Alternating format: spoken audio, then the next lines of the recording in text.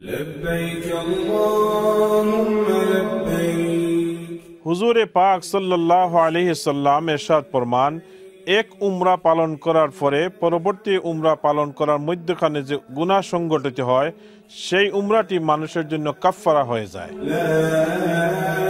The people in Gaza are in desperate need of our humanitarian aid. Our Muslim brothers and sisters in Bangladesh and all across the world are suffering from poverty, from ill health, from disabilities, and they're in desperate need of our help. উমরা এবং সাদাকা এই দুইটি ইবাদত একসাথে পালন করার চমৎকার আয়োজন নিয়ে এসেছে আরএফসি উমরা কাফেলা।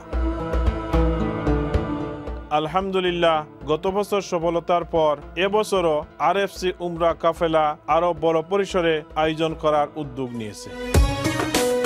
চ্যানেল এস তার চ্যারিটি পার্টনারদের মধ্যে উত্থিত যে ফান্ডটি আরএফসির নামে, এটা সমানভাবে সবার মধ্যে ভাগ করে দিয়ে আসছে।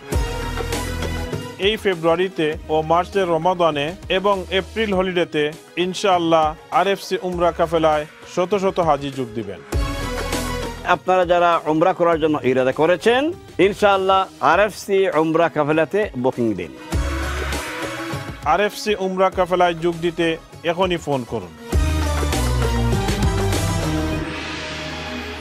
আল্লাহ পাক উমরাহ এবং সাদাকা প্রদানের এই আয়োজনকে কবুল করুন, আমিন।